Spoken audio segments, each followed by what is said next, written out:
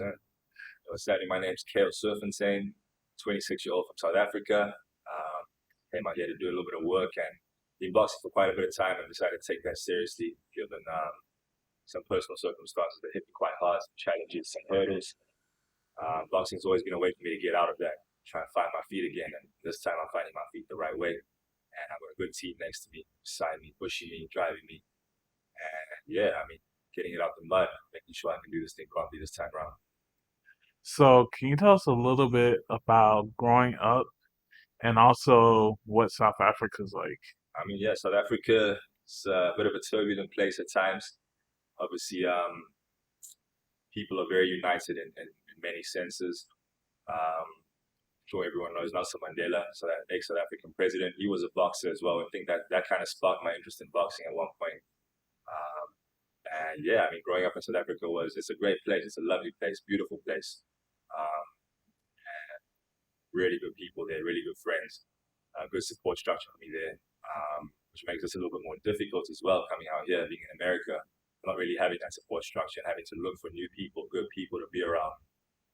It's made things quite difficult knowing that I've got that coin, but challenges make you, and I think that's one of my biggest strengths right now is that I managed to do things independently and good on my own, and eventually find the good people around me.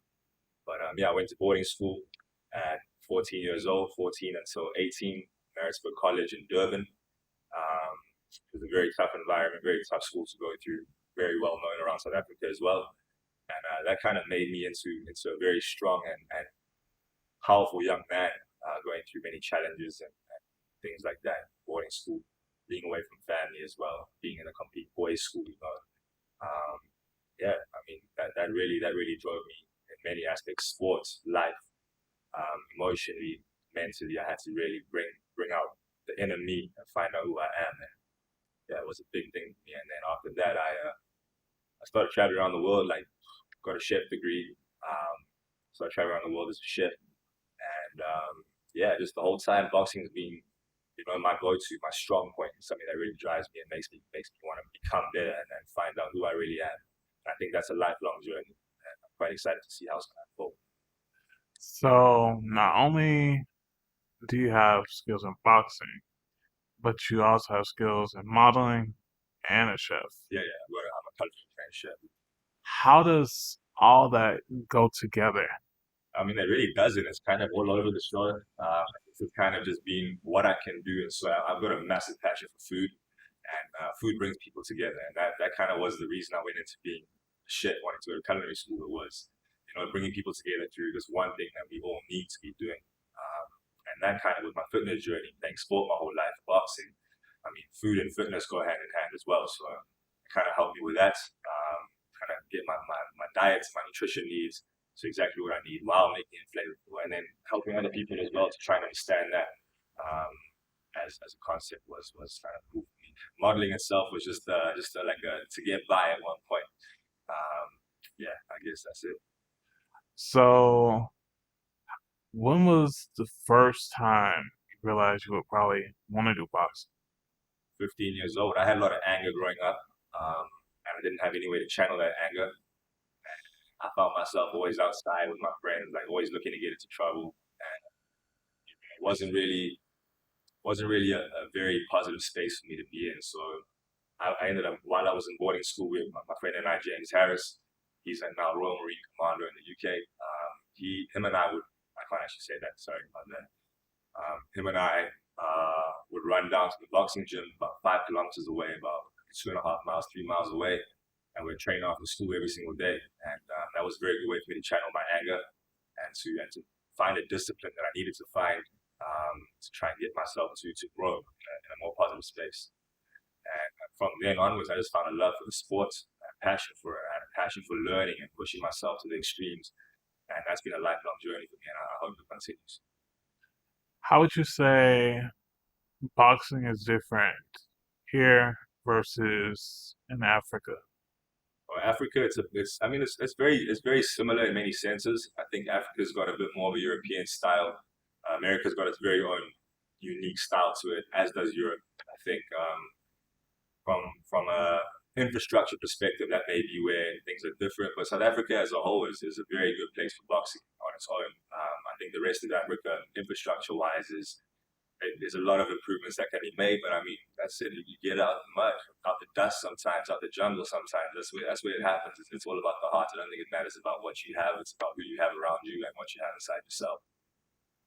Do you feel like the mentality of getting it out of the mud helps in boxing? 100%, 100%. I recently went through some very tough emotional and mental struggles, and without Coach Rick Rubin over here, I wouldn't have been very far along. And yeah, I mean, this is testament to that. I needed to really get back into the gym and have that support structure that I've been looking for so long around me, pushing myself to the extremes to try and, you know, stabilize my mentality again and push through those hurtful and emotional things that sometimes we don't know how to deal with as men. We don't look for the support. We don't look for people to be around us. We kind of like hide things and suffer in silence. And this is something that you can come out here and train and put yourself in really like hard circumstances, and that thing will drive you to become better and to want to be better again. Have that desire inside you to become better. How do you feel boxing and modeling correlate together? I mean, it's all pretty, isn't it? It's pretty until it's not.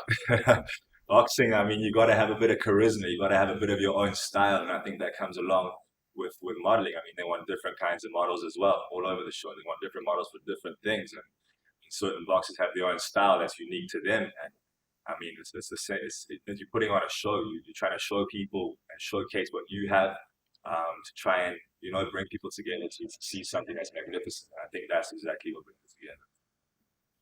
Do you find any similarities between the discipline required in boxing training and the demands of the modeling industry? Yeah, 100%.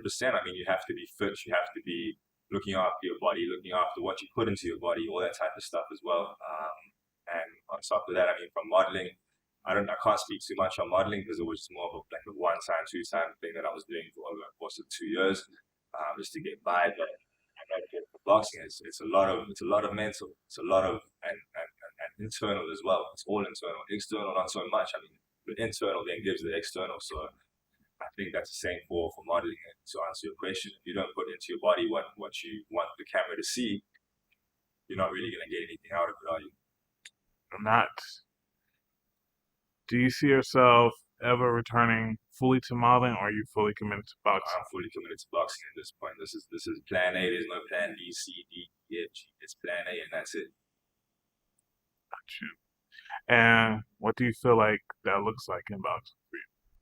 I just want to really put myself out there, try and travel the world, and put myself in a professional setting, based out of America, with this coach in mind next to me, pushing me to strive for the best I can possibly be, and to have a team behind me that just pushes me to become the best version of myself. Along the way, there's going to be challenges, there's going to be obstacles, there's going to be hurdles, and it's about how we push through those things. And I think when you find the right people around you, that's exactly what you need to go for. What's next for you? Next to me right now, I'm looking to get my first couple of fights out here, make a little name for myself, and start trying to supersede through this thing as quick as possible, and make it happen for myself. It's time for me to really put my head down and take control of my life. It's time. And where can the viewers find you? Sorry, sir. Where can the viewers find you? Where can the viewers find you? Viewers can find me on Instagram at KayleLS. That's CAYLELS. And you can look at RR Flight Entertainment, RR underscore Flight underscore Entertainment. That's my coach. And you can see me all over there. We're gonna start really playing game, running game on this time. We're taking off. When did you decide that you wanted to do boxing? Well, my first time stepping into a boxing ring in front of a crowd was for a children's cancer research event. And my uncle, who's now my manager, Mike Joyce, put me in this exhibition for St. Baldrick's Foundation, which is a cancer charity. And that was my first time stepping into a ring with a crowd. And after that, I kind of just... That was the first time I know, not he had boxing ability, but he had moxie because he'd been into the in the middle of the exhibition, people were cheering, there was 1,000 people there. They were cheering, shouting, somebody said, do the Ali Shuffle. In the midst of people throwing, an opponent throwing punches at his face, he attempted to do the Ali Shuffle. He actually lost his shoe, but he kept fighting, so Right. he could take things under pressure, I would say. It was my first inkling that he had moxie. Right. And then that was my first time being in a boxing ring, and since then, I've just grown to love it more and more. But yeah, I started real young, I would say, liking it. Nice. How do you feel that your grandfather has influenced you? I mean, I definitely wouldn't be boxing if it wasn't for my grandfather. Everyone has to have, someone to look up to. Some people look towards their elders, people in their family, and try to do what they did. So that's kind of what I did. I looked up to my grandfather so much, and because he was into boxing, I was like, I want to be into boxing. So I tried boxing out. I ended up loving it, which I never thought I would. And now I'm here. What type of, besides boxing, what would you like to do? I'm very much into film. I'm in school right now for business and film. So definitely after boxing, I would like to pursue my other passion is being film. I would like to pursue that. Basically what you're saying is you'd like to switch positions with him right now? Definitely, That's definitely. his long-term goal has always been No, to be a for producer. sure, for sure. Seriously. Wow. Like long term, I will be sitting where you are sitting right now. Except in a cinematic sense, like exactly what you're doing. What type of stuff do you like filming? I mean, I've wrote a few screenplays. They're not. I wouldn't say they're good, but that was my class it was screenwriting. So I love writing. I love writing those like stories and that kind of thing. My family has always been into horror movies and like scary movies, thrillers, that kind of thing. I've always been into that. And he's produced a couple movie shorts. Yes, no, I used to make a bunch of movies as a little kid, and my grandfather actually bought me my first camera because he knew that I loved film at the time. He bought me my first Canon, and that's what I used to make little short films with. With a Canon or a camera? Canon, Oh, a Canon camera. I think you meant the cannonballs. Right. Not that. Okay, how has your mom influenced you? My mom's definitely influenced me too. My mom and my dad are huge influences in my life. I would say the three biggest influences are my mom, dad, and my grandfather. And my mom's influenced me because she's a warrior. She's a fighter in her own right, and she's a public speaker now, and she's actually an actress too. So, she's dealt with certain battles that I feel like I wouldn't be able to handle, and seeing her overcome those kind of battles gives me confidence that I can overcome. Speaking of public Boxing. speakers, isn't Public Enemy part of your entourage? Public Enemy? Correct, right? Was I saying it right? I wouldn't say they're part of my entourage. Who's your bunk mate? Like, Oh. he's got a ritual. The fight night is a ritual, which started back in the amateur days. It's nothing like Michael Jackson, but Flav stays over at his house and they share the room. Like they did with the hotel room, we did that. Oh in yeah, Atlanta. no, for Atlanta, the hotel sold out, and my room had 2 twin beds. So Flavor Flav is my godfather, and he's been someone who's been extremely supportive throughout my boxing career, my amateur career, way back when. So They had 2 beds in there? yeah, I mean, so Richards could have slept with you the first night? yeah. Oh, I thought No, you- Flav slept with. I gave Flav Flav bought a room in another hotel, and I said no, Flav. Sure, His Mark. energy is too great. He's such a positive influence. I said you got to stay in my room, so we were roommates, and I think that's good luck. So for this next fight, he's got to be my roommate again. That's dope. He's funny, he's a funny guy. I didn't sleep the night I'm of the gonna fight. state it, that you guys were roommates, not in the same bed, different beds. But Flav is a good luck charm, he's a pipe man, and he's, you know, the best in the business. They just came out with, I think it was Life magazine, top 500 songs, it was Rolling Rolling Stones. Stones, Number top two, 500 songs of all time. They had his picture up for whatever group he was in, I forget what it's called, it's Public Enemy, right? Public Enemy. So they were number 2 song, he's in Rock and Roll Fight Hall the of Fame, Power. Yeah. and his song is number 2 in the world, so that's powerful. No, I think everyone in the music industry knows Flav. I think so many people know Flav, but they respect him because nobody's had anything bad to say about him. I don't know what. Such a likable, he's very likable. Right. I didn't know anything about him, and I've known him for almost 10 years now. And he's just got such a positive vibe. He's full of energy, full of life. Everything's positive. Oh yes. I wish I had that attitude. It'd be storming and say, "They'll be gone soon." I wish I had that attitude too. It's like Atlanta or Vegas. you know? Atlanta or Vegas, it's Same difference. different, but it's all the same.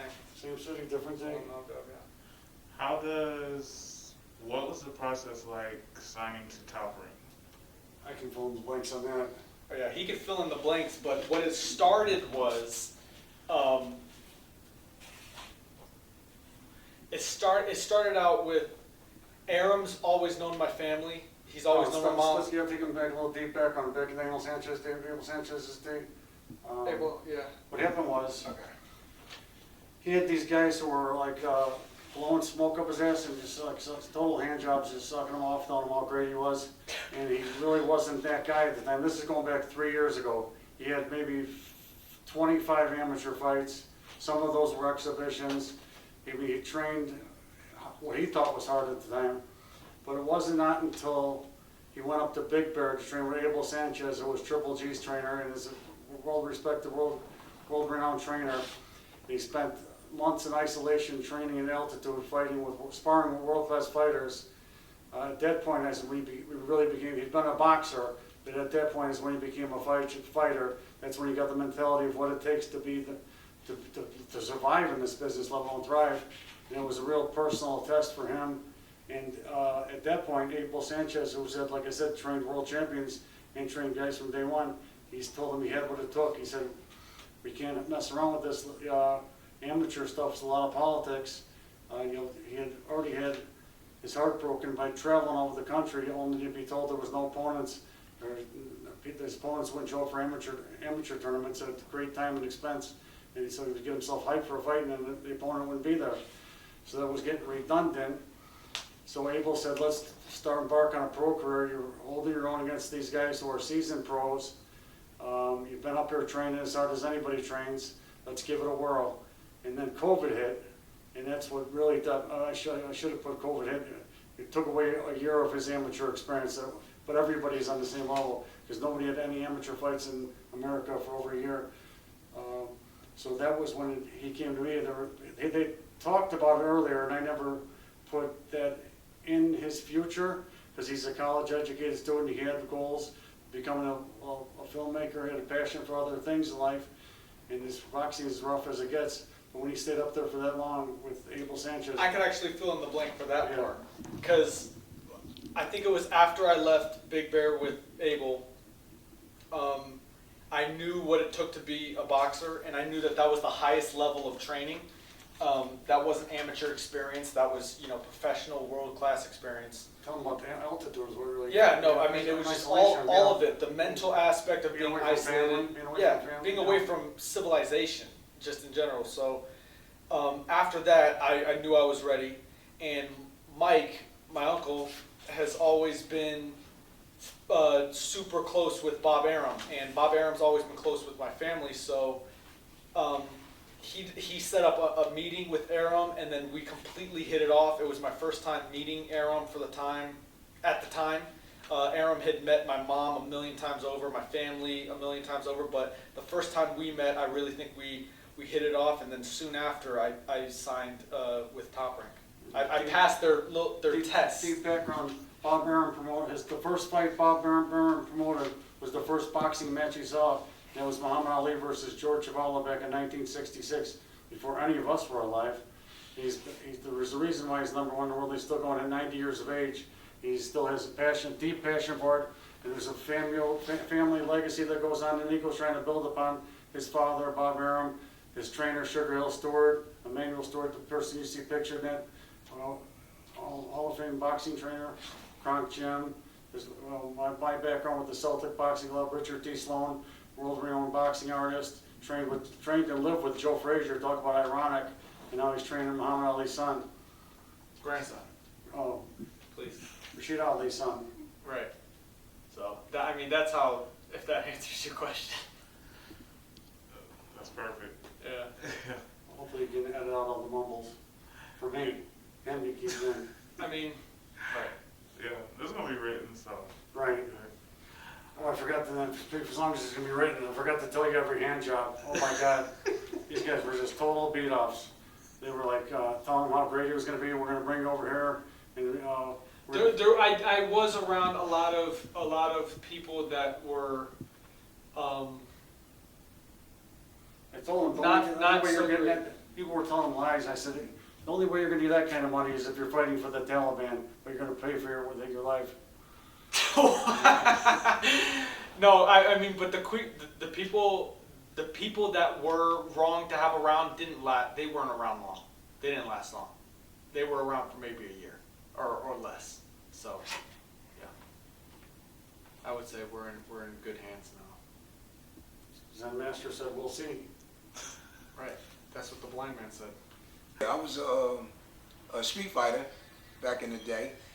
You know how back in the day when you're young, you're in the streets, do slap boxing and doing all that type of stuff that the young guys would do back then. And I was like one of the top guys with their hands. And back in the day, I was pretty sharp with my hands. So I decided to go over to the gym where a couple of my friends was going to the gym boxing. And so I decided to go over there and learn how to use my left hand. And once I learned how to use my left hand, I stayed in the gym. That boxing was my thing then.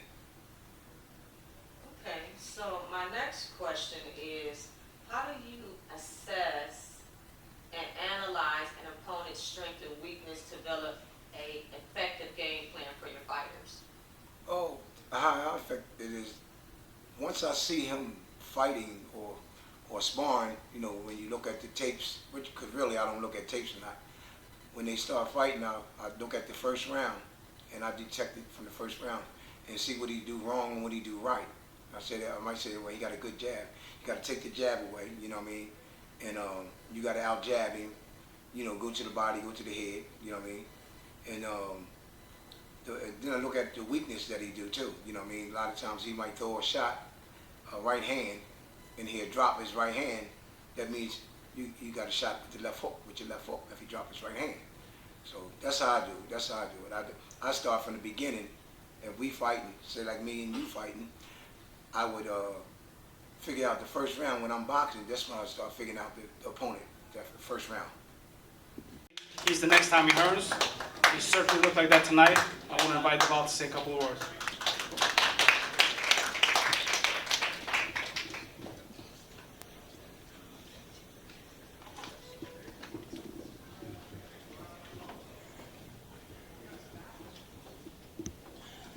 Hey, how y'all doing today? All good. Okay. I'm feeling great. I'm feeling excited. It's just, I had it built up in me since 9:30. I was supposed to be the TV swing bout. I was hoping I'd be able to fight on the zone and put on the show, but, best thing happened. Came out, did my thing, 1 round, minute 30, minute 14. And, I'm just happy, man. I'm just really excited right now. I don't know what to say. You know what he got? Yams, collard greens, everything like it says. What's on the menu? So tonight I'm gonna go to the club, okay? Because not only have I not partied in dang near 3-4 months, but I also haven't. I don't think I've been around a large crowd of people, but I don't know how long. So I'm about to go to the club first thing, and then tomorrow I flew in this chef. His name's Chef Real. I'm eating oxtails tomorrow. He got this mac and cheese. He got yams. He got lamb chops. He got this lemon pepper chicken. I'm about to eat tomorrow, okay? I'm about to eat tomorrow. It's gonna be at 4 o'clock at that Tony Harrison Lounge. It's invite only, Sally. But I paid for all the food to be catered.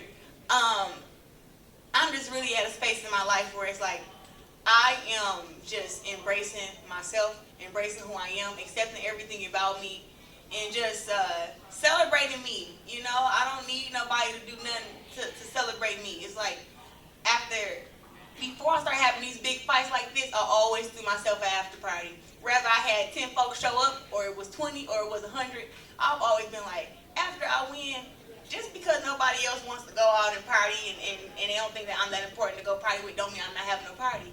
So I'll just celebrate myself bigger now. And yeah, y'all gonna see my plate because I'm posting on Instagram tomorrow. Yeah.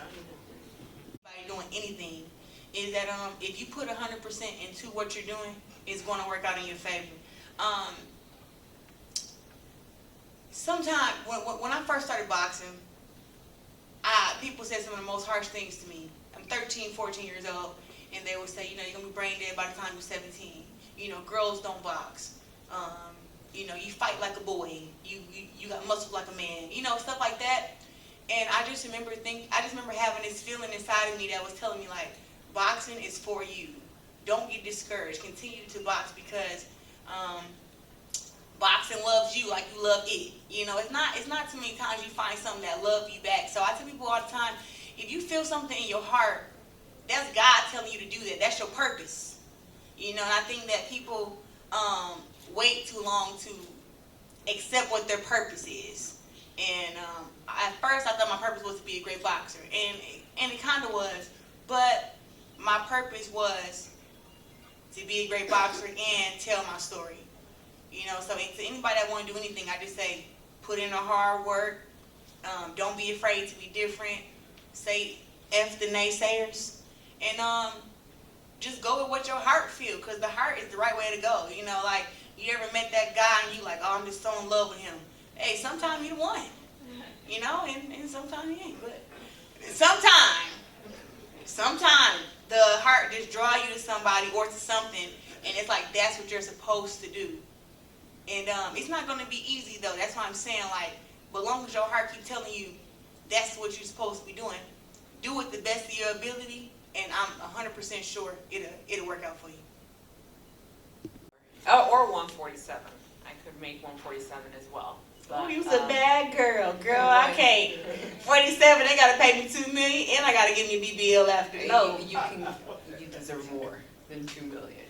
To take off my booty, you right. Yes, yeah, yes, I think I deserve $3 million. Yeah. You want me to go to 47, $3 million? 47, yeah. Okay. 54 and 47. I woke up at 54 the day of the weigh-ins. So 147 is definitely in sight. But I would love to fight Jonas in her backyard. Ooh.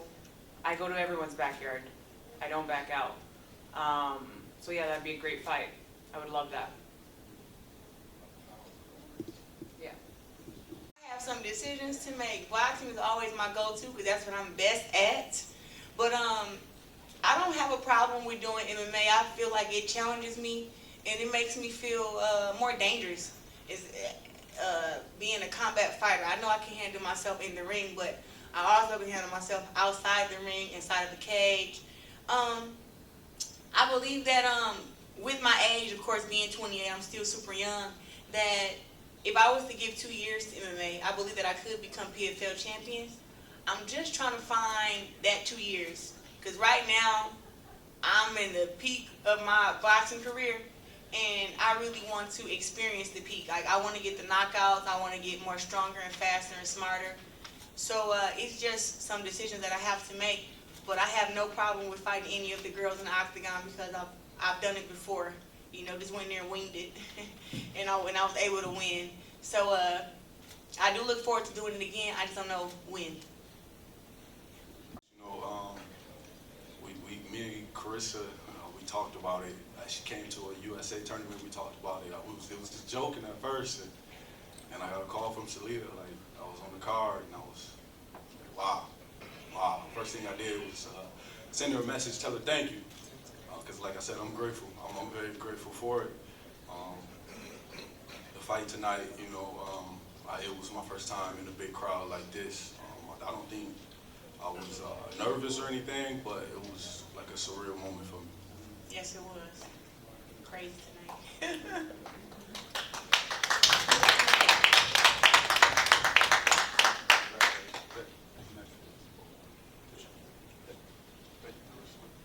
course. Oh, congrats, dude.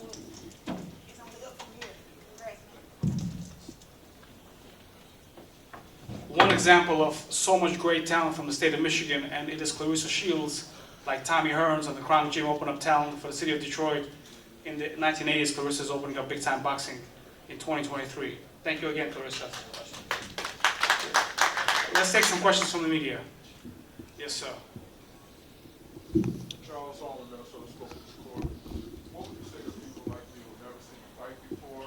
Did we see you at your best, or did you do better? I believe you saw me at my best today, because I don't take no steps backwards. I think that performance today, as far as in skill-wise, the straight right hands, the poise, the defense, was way better than my last fight with Savannah Marshall. So tonight you did see the best of me, and the only more better I could have done was getting the knockout, because I won 89-100, 92-100, and 92-100 on all the scorecards. So I'm trying to think if I could have done anything better. I think I could have not got hit with the right hands. Other than that, I think I did everything right. Ronnie Duncan, CBS Detroit. Prior to the fight, there's a great walk. When you heard your name, it was unlike when you fought Fort Savannah where you heard the boos, but you heard the cheers. Yes. Tell us what was going on in your mind, hearing that crowd, over 11,000 people, cheering you both and cheering your name. You know what? I felt so overwhelmed. It's like when they started cheering, I felt the whole building just shaking. It was like I was catching chills, and it was the fact that Cash Doll was rapping where I was like, okay, we can't celebrate that. Win a fight, and then you can celebrate. But I just felt so proud to be from Flint, so proud to be here in Detroit, and just say that I did it. You know, I didn't know how many fans were here, but when I looked around, I was like, godly, it's so many people here. And you never really know how many people are coming out until you actually get there. And then I just remember sitting down, I don't know, was it round 4 or 5, and they played Whoop That Trick. And I fought here in Detroit before, not here, but at Masonic Temple. And when they played Whoop That Trick, I actually came out to that. Everybody in the crowd was singing it. And then when I was sitting down on my break, they played Whoop That Trick, and I just heard the crowd going, whoop that trick. I was like, they back at it again. So I was just overwhelmed and I'm just happy. And I'm thankful that people love me enough to come out for me to spend their hard-earned money. I mean, it wasn't a floor seat left in the house. Wasn't a floor seat left. I got to see all 1,000 of my kids who came out, got to inspire them. I can't think. Only thing I can think of was just a better night if it would have ended a knockout, and I still would have been just as happy as I am now. One of the things that I want to say is that the media turnout for this event is incredible. Thank you guys so much for the opportunity, and Clarissa, girl, thank you so much for sharing the ring with me, and it was a great fight. It was a great fight. Yes, it was. Thank you, girl. You're tough. Okay. I tried to take you out a couple times. Yes, I knew that. It was an awesome night of boxing, and I'm grateful for the opportunity. I was happy to step in, and things fell into place the way they should. And yeah, I'm ready to go down on weight classes because, girl.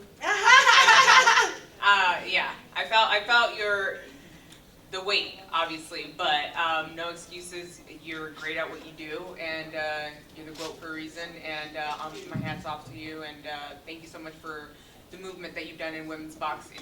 Thank you. And everybody, so you know, when Marcella goes to 54, she's going to be knocking girls out. She got a big right hand that I had to kind of be a little skeptical about the first time she hit me with it. I was like, oh, okay, hold on. Did she hit me with it again? I'm like, oh, shit, this girl, she's throwing her right hand for real. So she wasn't just a last-minute replacement, somebody who I can just walk through, and she showed that. And she endured a lot throughout the fight, and so did I. And we put on a great fight for women's boxing, and I don't know many girls who can stand. The globe, phenomenal. Detroit is back on the map as a fight mecca. This lays the foundation for many more big-time fights and we're so excited to have partnered with Dimitri and Mark, and thank you all for your support. It was just a great night. We made Detroit famous again.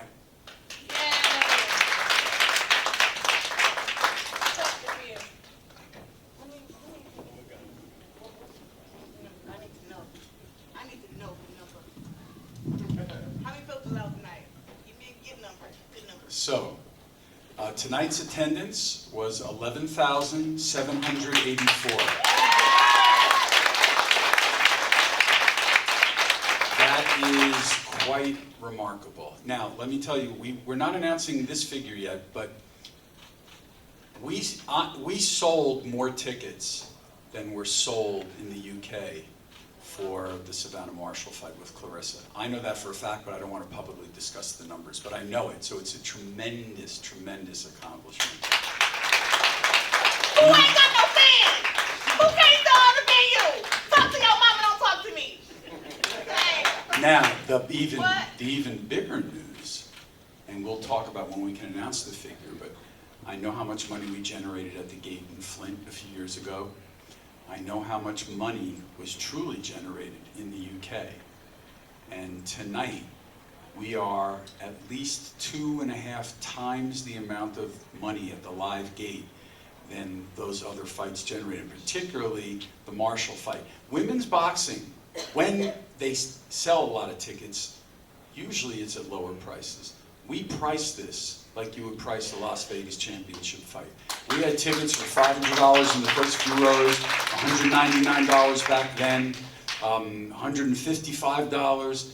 We priced it for real. We didn't price a whole arena there because that's not appropriate, but we knew that for the premium seats, we were going to command the money. And it happened. And I will announce the figures, but out of respect for our partners, we have to talk with them and go through it. But at 2.5 times the gate that was generated in the UK and for previous, it's a tremendous accomplishment.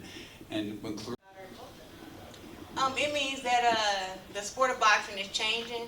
It's not women's boxing and men's boxing. It's just boxing now. I'm happy I was to put all those myths to rest when they say that women fighters don't have fans, that they won't come off us, that we can't sell out big venues.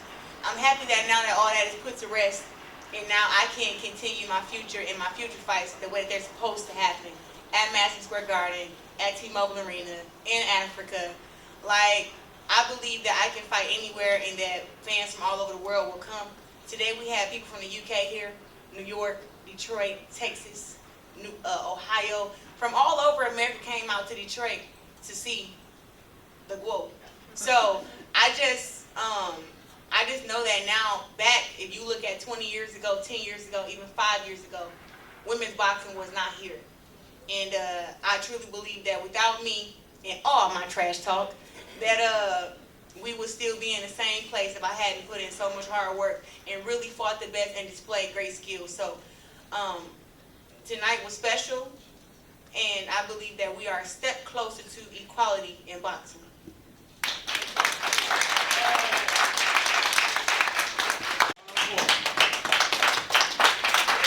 Not only did Clarissa do an incredible job, she also opened up the door for all the men and women to come in the future. So great job and congratulations and thank you.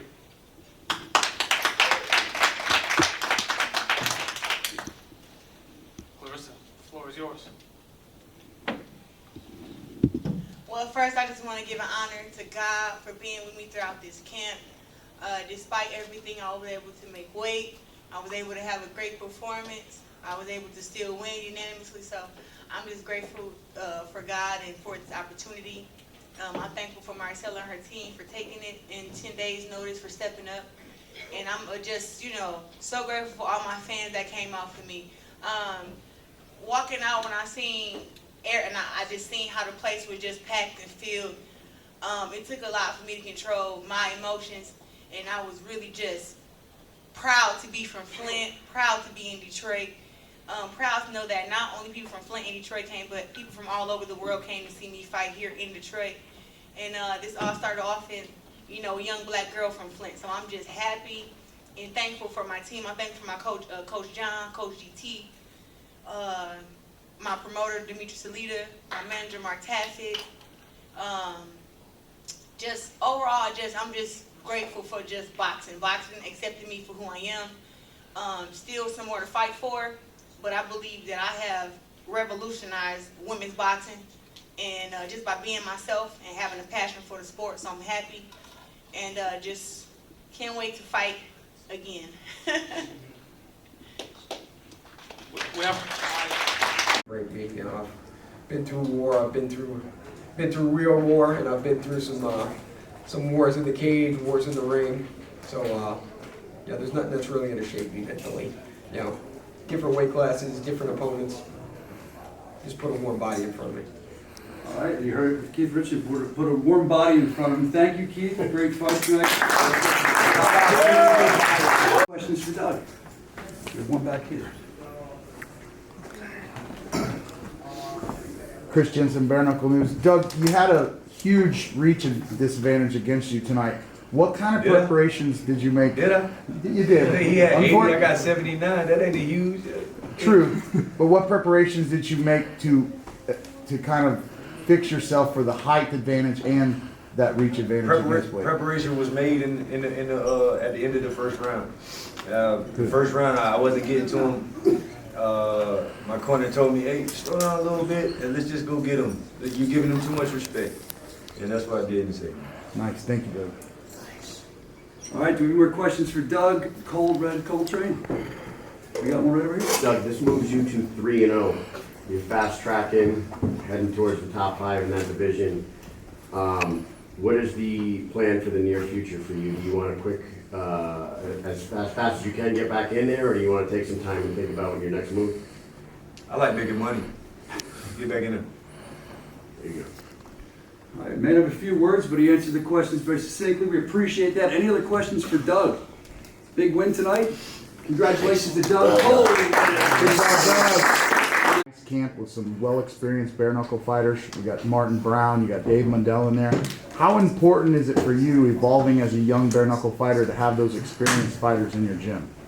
It's everything to have, like I say, Dave, Jerry, Trey, have those guys in there every day. Then we have Jihad over us training us. It's excellent work. It's everything that I need to be champions. Thank you. All right, let's see if there's any more questions. I had one. When you performed and you hit that knockout of the night, I mean, I saw it. I'm like, that's going to be knockout of the night, I thought. Did you even, when you hit it, did you see that knockout happen? We were like, oh, I'm getting that bonus check. I ain't see it like that. Honestly, I was like, I got to pee very bad. I need to get out of here. Honestly, man, I like this. Good. All right, I think we have another one. This is great. I have another one over here. All right, Brandon. Awesome knockout, one of the best that we've seen, especially with power like that in the 145-pound division. But the big question is, how are you going to spend your bonus money? With kids. There you go.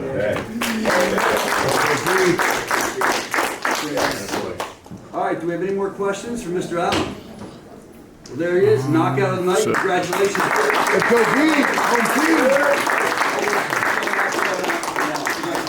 We are one day away from Showdown in the A-Town. I'm here with one half of the Bay Bros. I'm here with Mickey. You have occupied so many different roles within the boxing world. What will you be doing this weekend? Well, this weekend it's all about the fighters. You know, I'm going to be promoting the show, and I got 2 guys fighting. So that's really what it's going to be about this week. You've trained the youngest champion in the world in Devin Haney. You're training Darren Cunningham amongst other fighters that are here this weekend. He will be going for his very first title fight. What was some of the advice you gave him coming into the weekend? The job pretty much already been done in the gym, so just mainly tell him to stay focused. Just another day in the office, you know, we treat everything the same. As long as it's a ring, you can put it wherever, you know. It's just the same thing. Now, you mentioned a little bit earlier, we were talking before this event started, and you said that you're about to do something that has never been done before. You care to give us a little clue? Yeah, well, my other fighter, my champion, Devin Haney, we got some stuff cooking, me, him, and his dad, you know.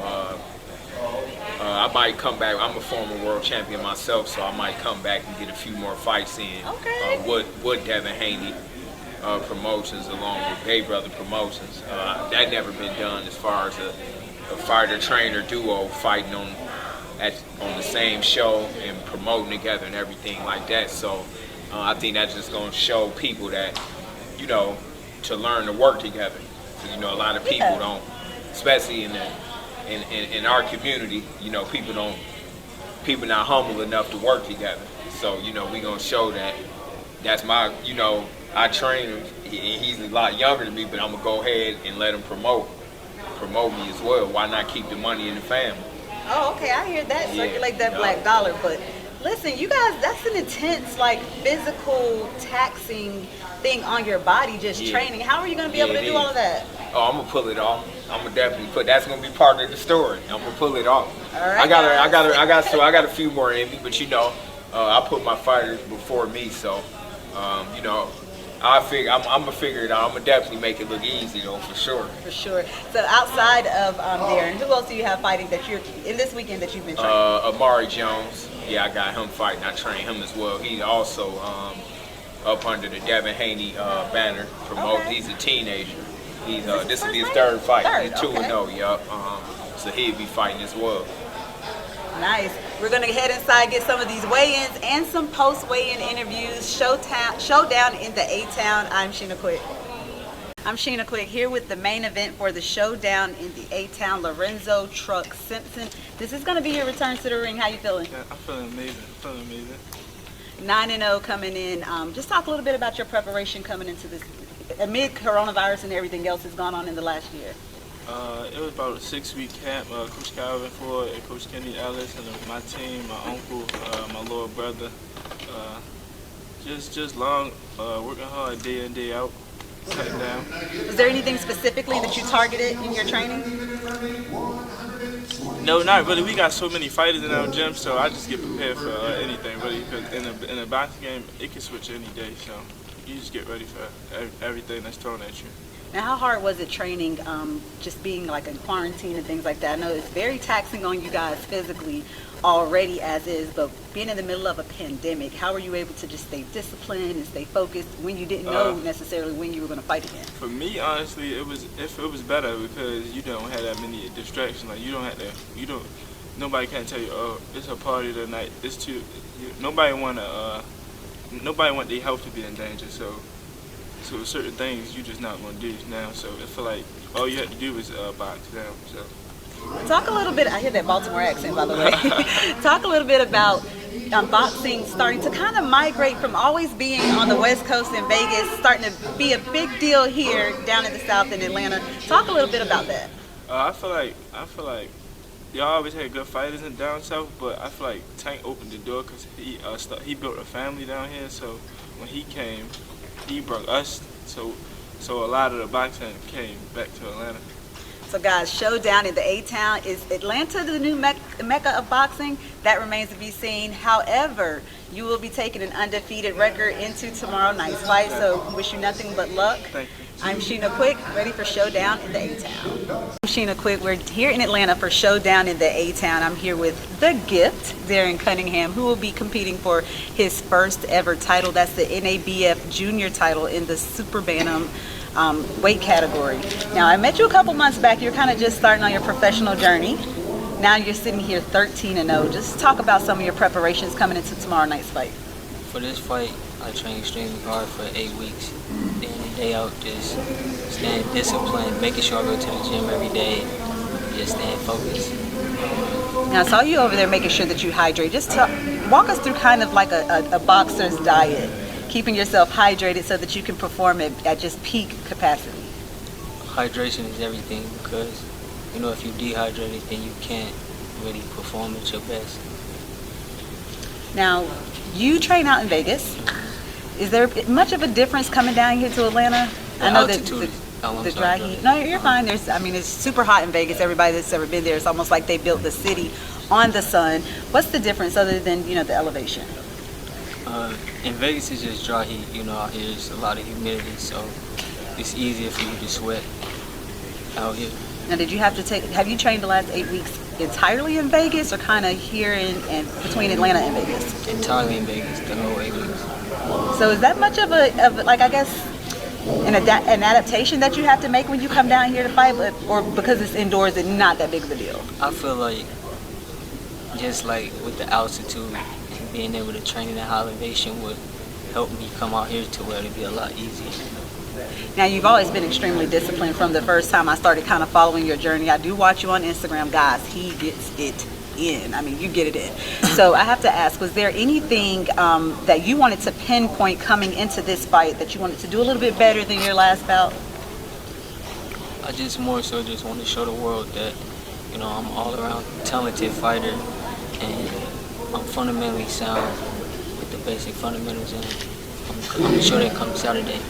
Absolutely. Good luck to you chasing that first title. Guys, I am Sheena Quick here with The Gift in Atlanta, Georgia for tomorrow night's showdown in the A-Town. Thank you, I want to say I appreciate you for having me. Oh, I'm sorry. You can say it still. Thank you. I appreciate you for having me.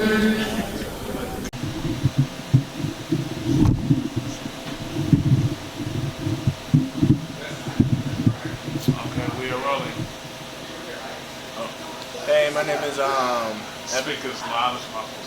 Alright. Hey, my name is Evan Holyfield, aka Young Holy. I'm a professional boxer, 9-0. Just regular human being. Okay. So when did you start boxing? Well, okay. Your dad started out boxing. He was a boxer before you. Mm-hmm. What inspires you to be a boxer as well? What really inspired me to be a boxer, I really not going to say what inspired me to be a boxer, but it was about inspiring me wanting to do something for myself and wanting to be successful. I have to say, it was my brother Elijah. I just seen him, he was like in like 8th and 9th grade, and he was playing football, and just seeing all the time and his determination that he was put into, you know, what he loved really made me want to find something that I could find for myself and love. So I understood around 8th or 9th grade is like, you know, the perfect pivotal time to really start investing your time to really go and do the next thing. And it's not really, I really never was a short-term thinker, so I always kind of thought in the long term of things. And I always knew that boxing really doesn't come with any scholarships or college. So it's just going to have to be something that I had to really just go all in on and focus. And just really just going through life, boxing just taught me so much, you know? It comes with ups and downs, and it just kind of reminds me of life, you know? Just because you may not be having the best time, or you may not be having a good day today, doesn't mean necessarily it has to affect your tomorrow. So, you know, boxing and life kind of go hand in hand, and you know, I'm just thankful for all the things that I learned, you know, along the way. Dope. What would you say are some of your differences between your style and your dad's style of boxing? I mean, I feel like the difference between my style and my dad's style is when he was younger, I feel like we have more similarities because, you know, he used to be a lighter fighter. You know, he fight around 178. I fight at 154. So I feel like I use my feet way more often to get my shots off and to get me out of trouble sometimes. I feel like I got quicker hands, and you know, it's all about throwing punches and bunches. And my dad throws a lot of punches and stuff, but I feel like I'm much quicker, and I can just do what I want. You know, as far as if I have to fight, I can do that. If I have to box, I can do that. So, you know, it's a blessing to have you know, best of both worlds, like Hannah Montana. What does it mean to you to be a sponsored athlete? Hey, that's a tremendous blessing to be a sponsored athlete. You know, there's been so many ups and downs, and you know, people talk about, you know, they want to do this, they want to do that, but it's really just a blessing just to be, you know, a part of a team and to have people around you who actually have the same goal as you, or really they see the skills, or you know, or that in you, and it's blessed to have partnerships and to be working with different people like Georgia Hemp Company. Hey, what better sponsorship to be with a CBD company, you know? And they keep the train coming, they keep my body going, you know? It's all about maintaining, not repairing, you know? You spend way less money maintaining yourself than what you would wait till, you know, you get hurt, you know, then you gotta start all over again. Tell us a little bit about your book and the process of writing it. Oh yeah, I got a book. It's called 12 Rounds to Win It for the Youth, and I could for sure tell you that was one of the top 10 challenges of my life. You know, you talk about book reports are hard. You know, writing research papers are hard. Writing your own book about yourself is hard. You know, I can't really thank anybody anymore, but my mom. You know, my mom really helped me out with it, and the whole basis of the book is kind of like, you know, when your parents say, "Oh, I don't make this mistake, so don't make the same mistake as me." But you know, inside the back of your head, you're like, man, you about 40, 50 years old. There's a 40-year-old gap between us. You don't know about this social media, you know, and the video games and stuff like that. So like, I feel like I'm around that age. The same way your parents grew up is not the same way that you came up. There's different temptations, different problems. You know, at the end of the day, I feel like back in the day, if you had problems or whatever, you go home, close your door, the problems is gone. You know what I mean? There ain't no internet. You know, it's not going to follow you back home. But nowadays, with everything that we have going on and in this generation, the problems follow you home. You know what I mean? And there's so many people doing so many different things. And with social media, we see it all. You know what I mean? You see people's ups, and sometimes you see some people's downs and stuff like that. And with that, people get discouraged. You know what I mean? People lose their ways, or you know, some people find themselves. And I feel like with that book, 12 Rounds to Winning for the Youth, I'm 24 years old, so you know, I'm not saying I've done it all or I've experienced it all, but I absolutely know what it looks like for young people to come into the gym and really have all the potential in the world to become whatever the hell they want to be, but they just don't have the right people around them, or they just fall in the same footholes or traps that, you know, normal kids fall into. But sometimes it's just about being guided in the right direction, and just really, some people, if you have the knowledge, the ability to get it into your hands and stuff, and get an actual grasp on some of the things, you know, I feel like you can really take that to the next level and apply it, and you know, go about your life. I'm not saying it's going to make your life better. I'm not saying that, but it ought to help you. You know, if you really want to help yourself.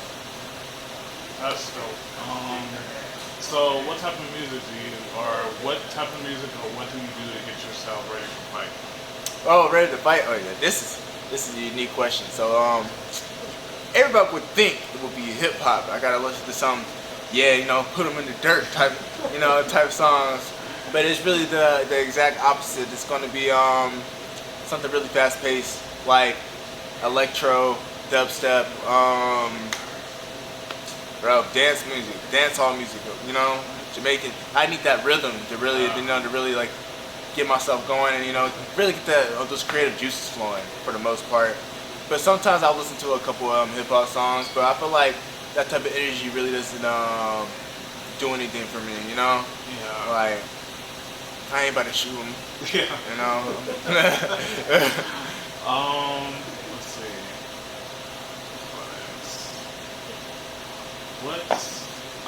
Can you tell us the story about this jacket? Well, the story behind what you have on, because I think that's really good. Oh yeah, talking about I had a Dragon Ball Z outfit. I wore it for probably like my 5th, 6th, 7th fights. I wore it 3 fights.